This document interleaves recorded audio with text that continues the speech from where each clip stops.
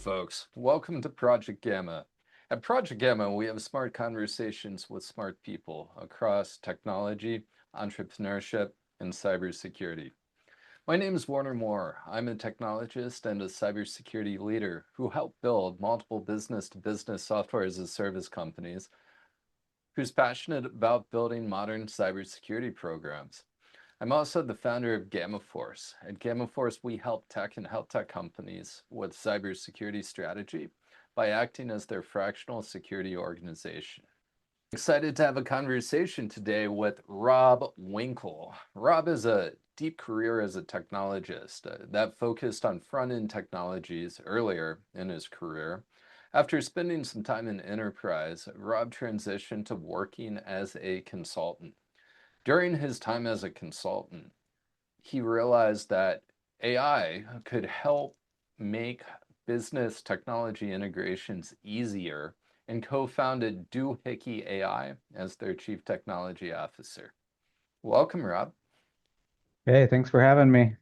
Well, my pleasure. Well, the neat thing about your background is that you went from a job to starting a services business to a product startup. Any single one of those things is a big change. What was that like? How did you start thinking about your career differently? Yeah, absolutely. So I started doing enterprise consulting in the MarTech space, doing Adobe Experience Manager, Adobe Marketing Technology. And I actually got the opportunity to separate and do my own thing independently with L Brands because I had known somebody that worked there. So I realized that there was an opportunity, no conflicts with my existing company, which allowed me to separate. And I will say that when you're working for somebody versus working for yourself, a lot of other options open up. You can think about, how you do things differently or what you can do.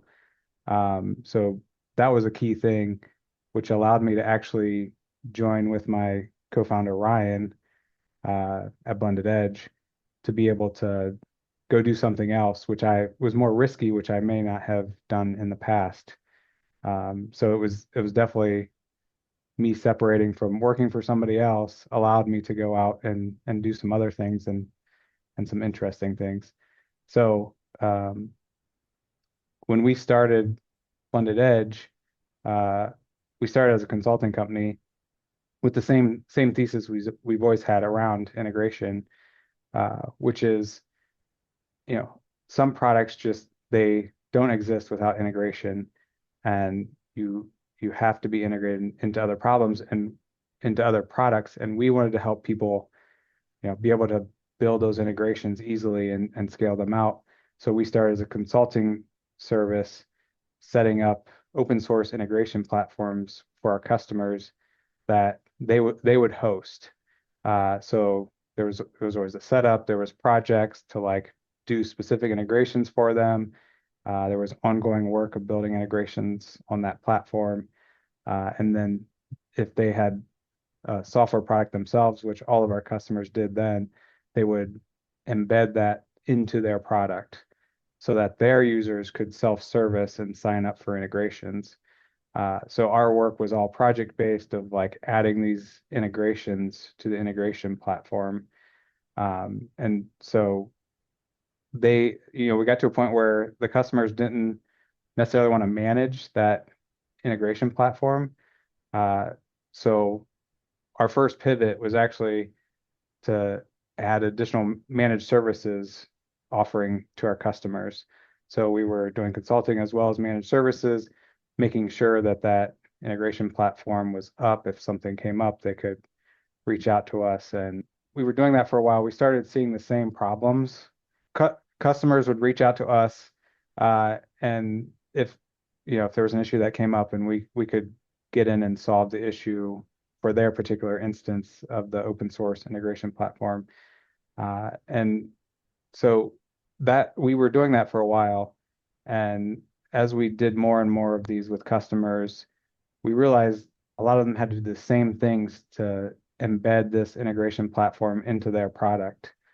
And so that's really where the original idea of our Doohickey Cloud product came from. So Blended Edge was the company. Originally, Doohickey was actually our product name, which I'll get to in a minute how that shifted. But uh, it really, the initial vision of the product was to help these customers not have to implement this every time on top of an integration platform, and they can just directly embed it into their product. So that was the next phase is us like building this out. We, had our initial customers and started to grow that out. And, some of the customers that we worked with were still with that services consulting. Some of them came, some of them went. But we still were doing some services consulting, some managed services, as well as a product. So we had all three. Um, and so that was working well. We got to a point where it was, pretty steady. It supported us, and uh, there was a point in time where, we really wanted to do something different or focus on growth. And we saw AI as a way to do that. And we started doing some experiments. So first thing was trying to understand issues that could be going on in the integrations themselves from a business user's standpoint. That was our initial proof of concept for using AI in the product. And so a business user could ask, like, why didn't this order number get to the warehouse? And it could tell you exactly like, oh, there's a 400. And then the user could say, I don't know what a 400 is. And it's, oh, well, this data was missing. This is how you could solve it. And it could give you more contextual information at the level of the user who is asking the question. So I think that was like a new, not really talked about thing at the time. It's pretty common knowledge now, but at the time it was like meeting somebody where they are. This is a technology that can meet you where you are, depending on what type of person or background that you have, what you understand, to help you learn and do that. So that was the initial POC that we did. We also did a proof of concept of using that to build out integrations on the open source platform. That didn't get as far along, but it was still in the proof of concept phase. So we could interact with both of these through Slack. And those really were the proof points that helped us get into Techstars. So I would say Techstars really marked the next phase of the business. So we had done these proof of concepts and gotten to the first Techstars Columbus class. And we were able to, uh, go through that program. Coming out of it, we actually rebranded as the product. So the product is not necessarily what it was then. We've done a lot to change what it was pre-AI. But because Blended Edge sounds a lot like a consulting company, and Doohickey sounds a lot more like a startup, that was part of the branding and thinking behind it. But so that really was one of our big turning points in the company coming out of Techstars. We rebranded, we rethought about how we do the product. We were gearing it more towards conversational, so conversational AI, and trying to drive how you build out an integration based on conversations. And Claude Artifacts is an example of like the approach that we were taking. But we definitely learned that is not a good user experience to like have this long conversation around integration, because it's just like time consuming. There's not as much context as you would like. So we broke things out into smaller pieces. And while this is all happening, we also set up a very customer focused process. So we actually started this meeting called Doohickey Recess. So once a week on Fridays, the whole team would get together and talk about what we learned about the customer. So we had signed each developer to a different customer that they would, report back on and say what they have learned, that week. And then, okay, what can we put on the roadmap that would address that concern or problem? And sometimes, that would we would talk a lot about just big ideas as well as like, what would it look like to solve that problem, in an ideal world? And then, okay, what can we actually do now? And that was great. That was like making everyone very customer focused. Everyone understood the problem, had direct access to like what the customers were saying. And we were able to like iterate very quickly and understand, okay, does this work? And that actually evolved into the process that we have for building AI products, which allows us to get fast feedback. With vibe coding, you can get a lot faster feedback without actually developing anything. That was definitely a key piece. I know there's a lot of people doing that now, but like if you could, I designed a game in a meeting. I was just like, we were just having fun in our recess meeting, and it's like, okay, what if we made a game that taught you how to debug integration issues? And so while we're talking, I'm sitting there typing in Claude and having it develop an artifact for that game. And we actually released it. I forget what the subdomain is, but it is still out there, where it has like 4 levels or something of you debugging an Yeah, I like integration. the customer focus. A couple of things you've said I want to like focus on briefly. You talked about the transition from being comfortable having a job to being comfortable consulting or getting your own source of revenue or income, and then getting multiple streams of revenue in a business as well as iterating on product market fit. Like those two things are like both really big milestones or different ways of thinking of things. And I think it really cool how that helped you become more comfortable with that journey. Because at least for a lot of folks, the idea of losing or not having a paycheck to show up in a bank account every couple weeks is a pretty uncomfortable thing for someone. So it's a really um, interesting thing to share. So thank you for that. I, You were I will talking. I will tell you to that point, like when you work with enterprises, there's always the delay from the invoice that if you've done it, there's net 30 is best case, but net 90, you invoice and then 90 days later you get paid. And if you're leaving a W-2, you have to have savings to essentially prime that pump of receiving income that you have to make sure you haven't like a month to 3 months worth of income before money will start coming in again to be able to do that. Yeah, accounts receivable can be a bear. Mhm. As an entrepreneur, I often say I'm not a bank, and I'm not.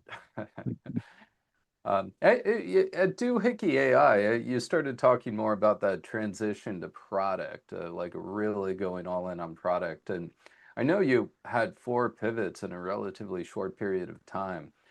How did you know it was the right move to pivot? Uh, I think it was different each time. Uh, a lot of times it was based on what the customer wanted. I think it's different when you're a services company as well, because when you're a services company, what the types of projects that you do don't have to be consistent. Like it doesn't have to be the same type of thing. Whereas if it's a product, you kind of have to narrow in on like what this thing is going to do so that you can, position and that repeatability. And also, if you are venture funded, it has to be something that can can scale. It can't be like you're doing this thing for one customer and you're doing this thing for another customer. You truly need to find that product market fit that you can grow on. So I would say like the early days, just doing the straight consulting, all of it was project based. Um, we went to managed services so that we can have something more recurring and not have to like go project to project and always finding that project. So it gives you a base level that you can work with without having to worry about where the next customer is going to come from. So like that was one transition and learning. It was naturally beneficial for us. Like our customers need help managing this infrastructure. Okay, let's do that because that would be recurring revenue that we could start to build on. And then the same uh, could be said when we built the first version of our product. It was getting to some of that recurring revenue based on the product, and figuring out the pricing levers for that. But it's all getting more into repeatability because when you start with services, you have to go out and continually feed the pipeline and schedule out the work. And I think most consulting companies find that recurring revenue, there's lots of different ways to do it. Um, but a lot of it's driven off of like what the customer is asking for. And so pivoting from services into a product, uh, it's it's a different way of getting customer feedback. So there's obviously the customers that you're interacting with, but there's like the whole world of potential customers out there that you just want to talk to and understand their problems and try to narrow in. So there's that customer development piece of just talking to a lot of people who could potentially be customers and narrowing down who that's going to be. I think that's something that's different. You definitely have the positioning for both. Like we are this type of consulting company or this type of service, and we are this type of product. Um, but I feel like there's a lot more of the just interviewing and iterating to get to something that you can package up. I'd argue that just as much of what you described for product, where it has to be a fit. I'd argue that's just as true for services. Now, admittedly, a lot of services businesses don't operate that way, but just think, it's like the team members in the company and the processes and capabilities built in the company, they can't do everything. And if you try and serve all these different markets and solve all these different problems, it's usually not going to work out very well. You have The to niche down before you expand out to different lines. Yeah, I was reading a book and I've been thinking a lot about that, particularly product market fit versus niching and services versus product. And where my thoughts are right now is that they're essentially the same thing. It's just talking about them differently. Um, I think that because product tends to be a little more tangible, that we don't blur it as much, like the point you made earlier. One thing I'd like to highlight in what you just talked about too is I really liked how you were talking about working with customers and proving out value. And you were referring to it as services, but I'll tell you what, some of the best startups I've seen who are quite big now were iterating like that. But once they proved out their thesis, they built the product and scaled the business around it. And that's a much better approach than simply building product, right? And then throwing it away later. Yeah, there's no this or that either. I mean, there's the term now is forward deployed engineer. Uh, with AI, product is also services and services is product. Like there is no this or that. It's this and that. What people they may call it something different, but that's usually the case.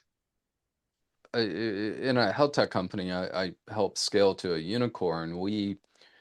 I actively helped negotiate some of the industries we're selling in, where they were trying to paper they'd give the contracts they'd give us would be a more professional services contracts, and I'd have to negotiate them, and I'd be like, guys, we're building a product, we're not engaging this way, and they got it, but well, actually, they didn't get it. But what they did get was the value that they were buying from us. They wanted that.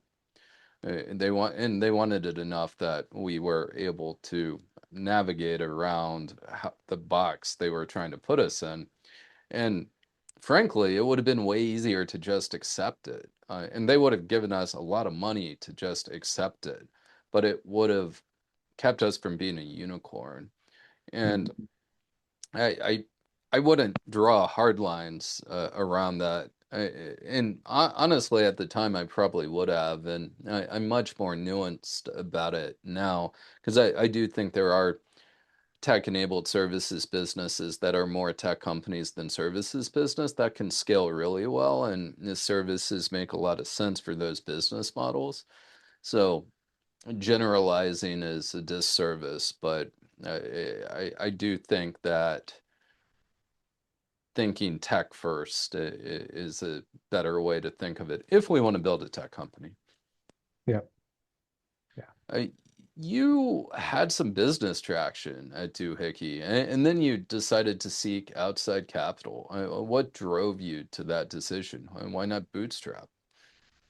Yeah, absolutely. So where we were as a business, we were stuck in this place where we had enough revenue to support ourselves, but we were spending too much time in the business to be able to grow it.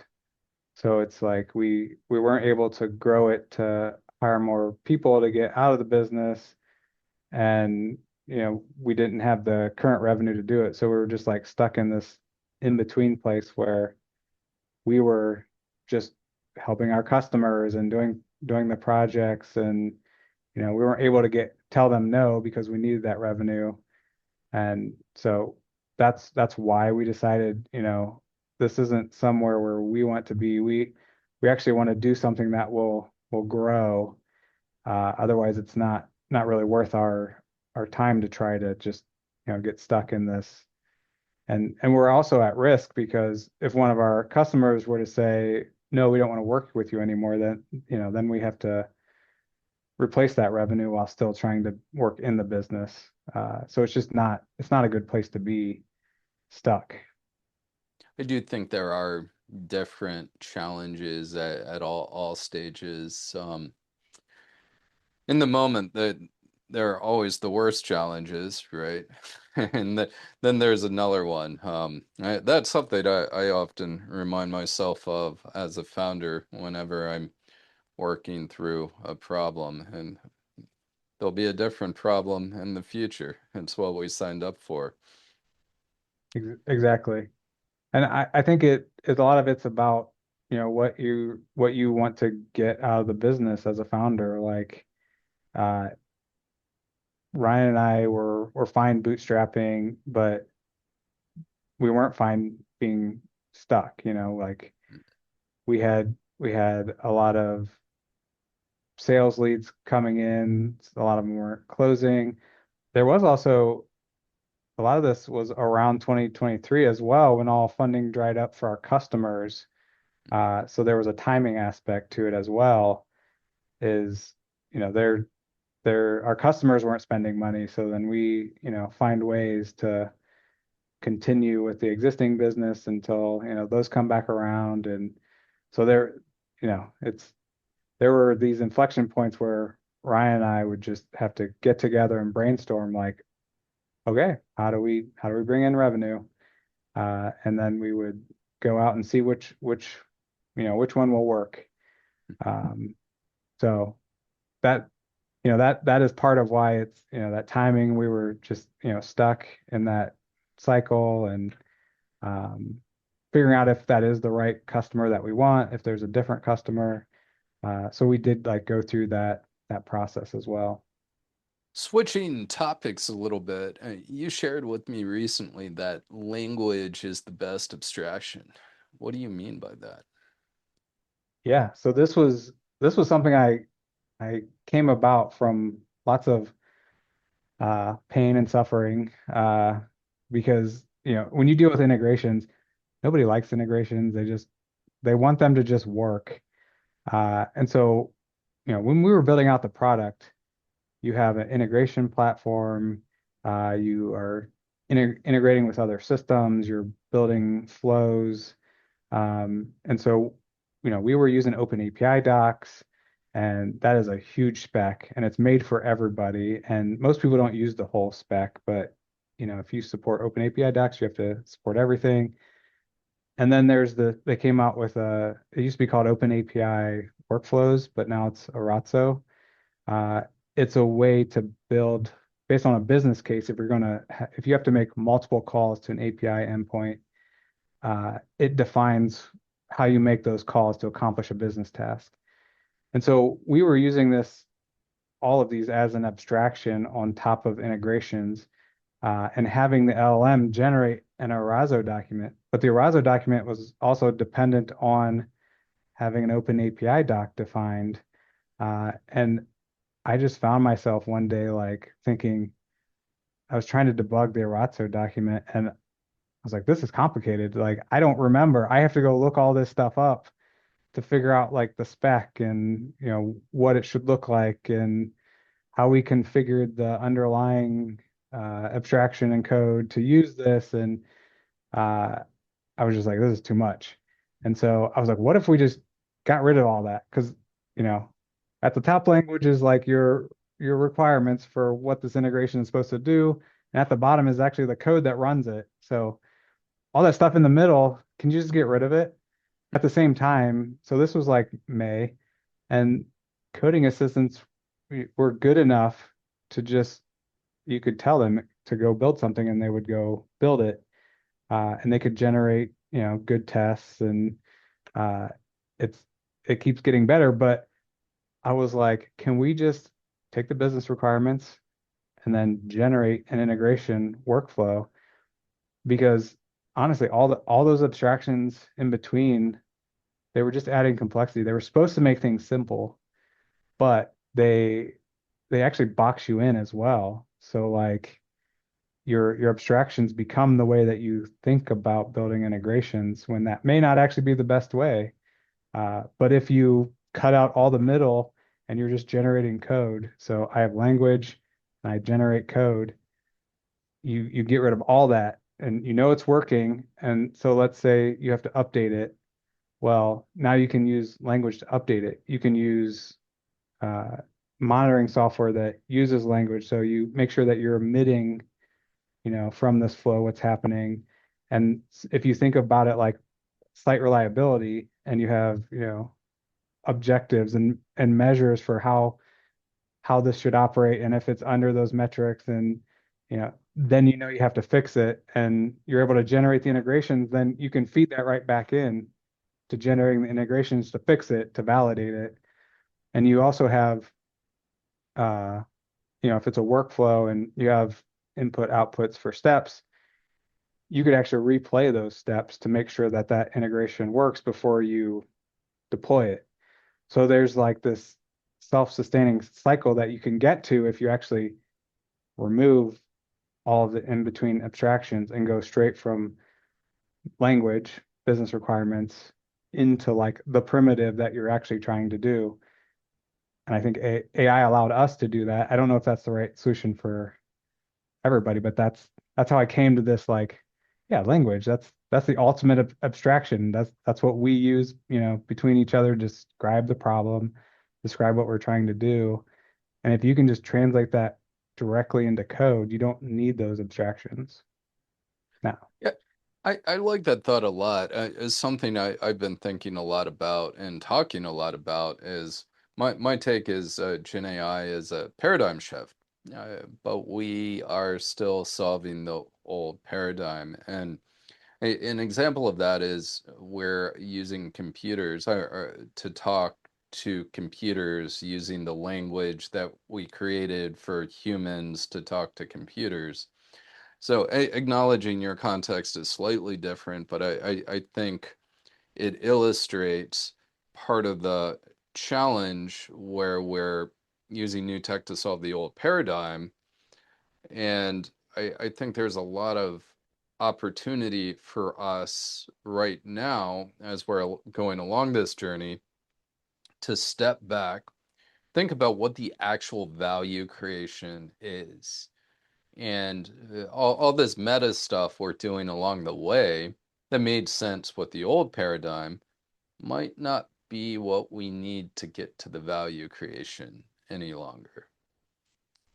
And I think we'll need to be farther along that journey to really coalesce those thoughts into something meaningful. But I think all of us, as we're working on these problems and in these problem spaces, if we sit back for a moment and think about that, it's at least worth asking the question.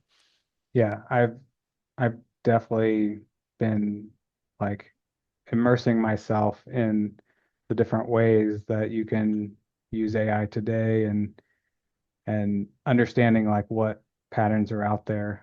We had talked about, I had the different patterns that I'm seeing in agentic coding, uh, which I saw from a book from the 40s that actually had the same the same way of solving a problem that you use with agentic coding. And there's all these standard ways that are still being used. You need to understand the problem. You need to come up with a plan for how you solve it. You need to implement the plan and then look back and understand like, okay, what could I improve or what did I learn?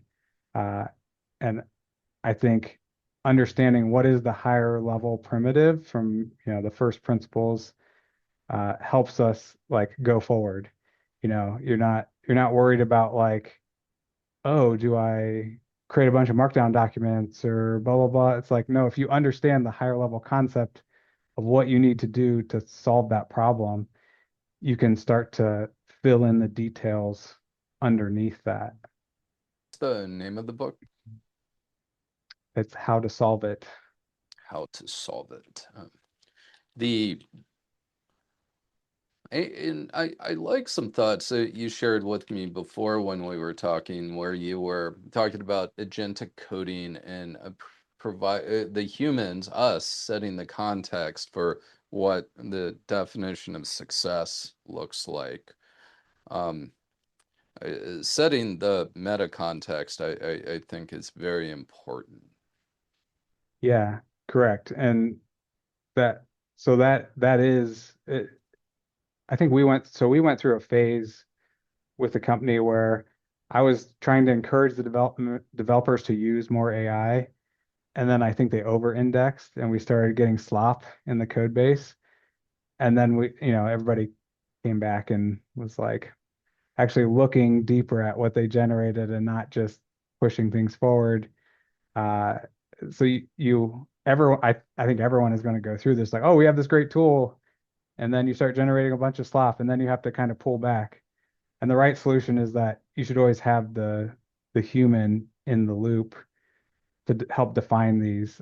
So like driving what it is you're talking about and trying to understand whether it's like finding the file and in the existing code base and the line number that applies to the problem that you're trying to do, or have it do some web research to pull that in, and then coming up with, a document or something that represents that whole thing and reviewing it, and then going to the next step. And this ties back to the how to solve it, which is like define a plan for how you are going to solve this problem.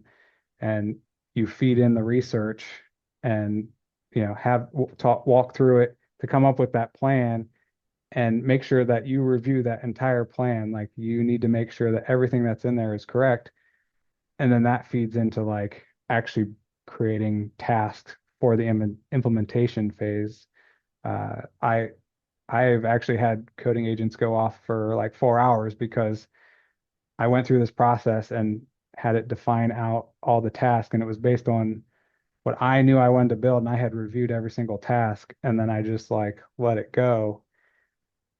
And then where I've evolved to is after it's implemented, okay, how can I add additional layers, validators to give immediate feedback to the agent, like give it a browser so that it can test the front end, have it look at server logs, give it linear MCP to plan or beads, which is another planning tool. But like, how can you reduce what you're copy pasting in?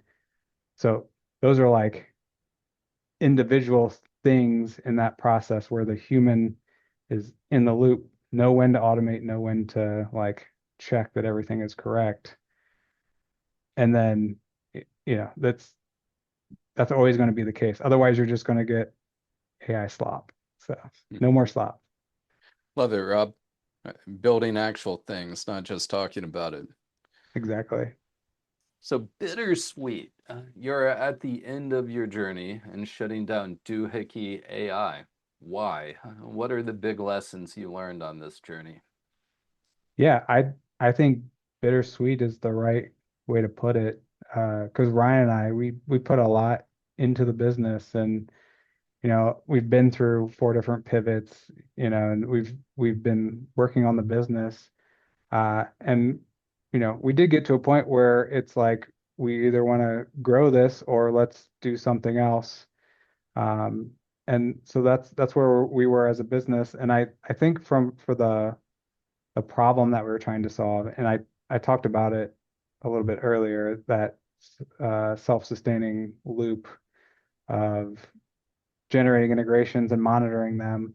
Like I think someone is going to do that vision. Uh, it's not going to be us. If we had the funding to do it, I would absolutely go forward. But I I don't I don't think we raised enough upfront for the full vision for what it takes to like have that type of integration product in market.